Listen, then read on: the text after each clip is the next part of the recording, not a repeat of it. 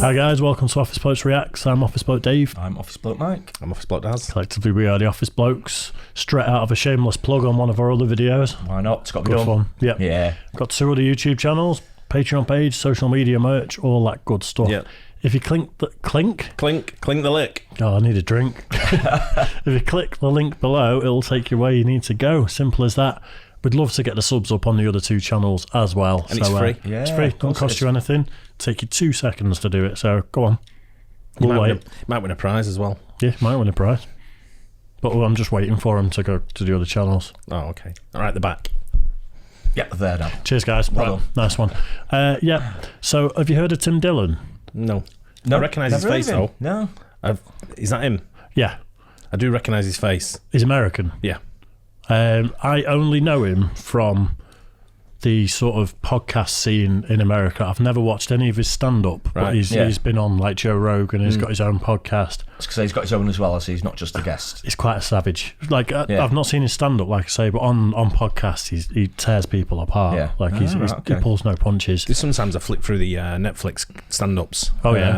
Is he on Netflix? I don't know. That's where I might have seen his face. That's what I'm saying. Right. I might have seen like an advert for Looks it. familiar. But I don't think I've seen any of his stuff, but his face looks familiar. He's got some great stories about. He used to sell mortgages, I think it was, or be like a broker Yeah. before the financial crash, and it was all so scummy, the stuff he was doing. And he's got great stories about selling people mortgages that could never afford it in a million years and stuff.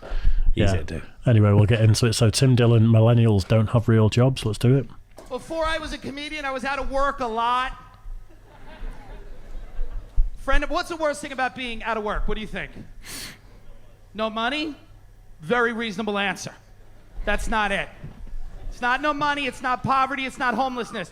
It is the unsolicited advice you get from your friends. I was out of work 1 week, leave me alone. One of my DJ friends, my personal trainer / DJ friends, comes. I had this conversation last night about certain jobs. Yeah. Fucking both then came up as not being a real job. You know what, though? I was been in bars over the years and just looked at the guy DJing, and I know how much they get paid. Some of them just in any generic busy bar. And it's like all they're doing is just putting on an iPod and just queuing up a playlist, and they're getting paid like 500 quid a night, 600 quid a night. Is that what they're getting? This is years ago. They were getting that sort depends of. what club you're doing. I think how That's many not tickets you can bring and stuff like that. That's not Right, okay. DJing. This is like, you know, your local chain bar on a Friday night, and just like the local guy that's DJing. It's not like a name who's actually I'm DJing. going to a DJ set tonight. It's Craig Charles. Craig Charles. I think he's probably going to get some money though for doing it. Oh innit? god, No, yeah, I can no, imagine. Yeah, I'll bet. yeah. Well, he's a radio DJ as well and does gigs all the time. Yeah. So fair play. Right, if it carries on raining like this, I'm not going anyway. Let's bring it back a little bit. Personal trainer / DJ friends comes up to me and he goes like this. He goes, "Yo, bro, it's pretty fucking simple. You gotta see yourself as the world sees you, and that's the job you do." I was like, okay, that may be true, but you can't just be a retired detective. I can't just walk around New York City with a cup of coffee being racist. There has to be schooling. I am so happy to not be in New York. It's too fucking expensive. You gotta be evil. That's how much money it costs. You gotta be evil. That's the only fucking way to live in New York City. It's so bad, nobody will even admit what they do for a living. Because they all pay $8 grand a month for a loft, so whatever they do is fucking evil. But if you ask somebody what they do for a living, you get the same response. You're like, what do you do for a living? Oh, he's a guy in a suit. He's like, ha ha ha ha.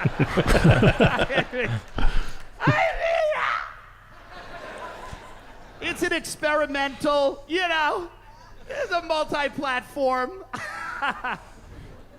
When JP Morgan. Can you attest to that from your time in New York? Do you know what the funny thing is when I lived in New York, someone come up to me one day and said, "What do you do?"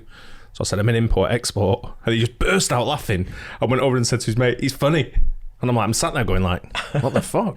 And there was a Seinfeld episode that had just come out where George pretends to be an import-export. He's made up. Yeah. sort of thing, and that's when he thought I was taking a piss. He thought I was doing a sketch from Seinfeld. Yeah. I thought people would have assumed it's some sort of mafia thing, like you're in waste management or import-export. Yeah. People think you're up to no good when you say that anyway. Yeah. Forecloses on a house, I burn it down. Come on! I'm a designer. What do you design? I don't want to brag, The uniforms at Guantanamo Bay. I love orange.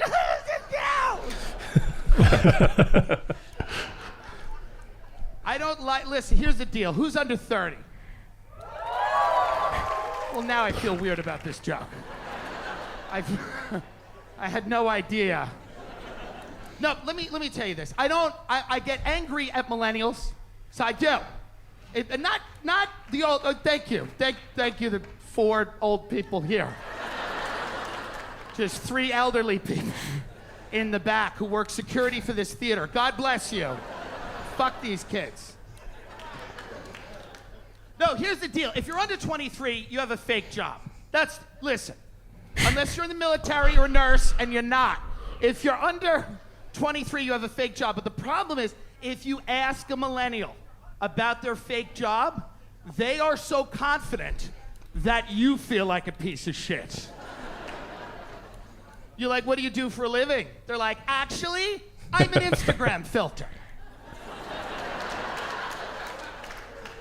Excuse me? Yeah, I'm Valencia. Oh, I had no idea. I had a real job when I was a millennial. Okay, I didn't do any of this bullshit like manage the Instagram account of a tweet or whatever the hell you do. Okay, I had a real job. I sold subprime mortgages. Thank you very much. Thank you. I sold mansions to janitors, and they loved it for 6 to 8 months. And then I had to stop doing that because I was growing as a person and the FBI and all this shit. And I was evolving, and I moved from Long Island to New York City, and I had to get another sales job. And this is how soft New York City is. And I don't want it to happen in New Orleans. I see it happen, by the way. I don't want it to happen. This is how soft New York is. The only thing that I could interview to sell was organic baby food. But the problem was I brought all of the aggression from the mortgage world into that interview. It was just an old hipster. He's like, hey, welcome to Happy Baby. I was like, I will do whatever the fuck needs to be done. He's like, whoa, we're just really proud of the ingredients we put in the jars. I'm like, I don't give a fuck what goes in those jars. I work for you. He's like, well, this is just going to the food co-op and talking to parents. I'm like, well, I won't talk to the feds. Put me in this radish pudding game now. They called the cops, but fuck them. They don't want to make money. It's like the Wolf of Wall Street selling baby food, isn't it? There used to be a lot of that aggressive salesmanship, didn't it, in like the 80s and 90s. 90s, a lot of it going out, especially all your double glazing salesmen and things like that. It was more so when the mobile phone first came in as well. Mobile phones as well, yeah. Especially if they come around to your house and camp themselves in your front room for about 2 or 3 hours until they sign on the dotted line. That's what they try anyway, but... They used to target the council estates big on that. Yeah. They used to have some fucking selling Hoovers all the time in the house, and my mum would let them in as well, and my dad would be like, get them out. Yeah. My dad would be really rude to them, sort of thing. Yeah.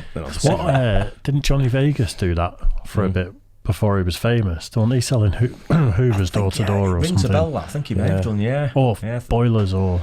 Yeah. So he's I remember his door to door, I remember him talking about his door to door sales. I don't know what he sold. Yeah, it's not a thing nowadays, is it really? Apart from Hello Fresh, they got me once when they knocked on the door. I was having a bad day and I just needed someone to talk to. The flower guy got me. So you bought a load. Remember all the flowers we used to get in here? We don't have them anymore. Oh, yeah, The flower guy got me. That's Is right. that how that happened? I was walking down the street and he's like on a bike with all flowers on it, and he's like, do you want to buy some flowers? And I went, yeah, well, go on then.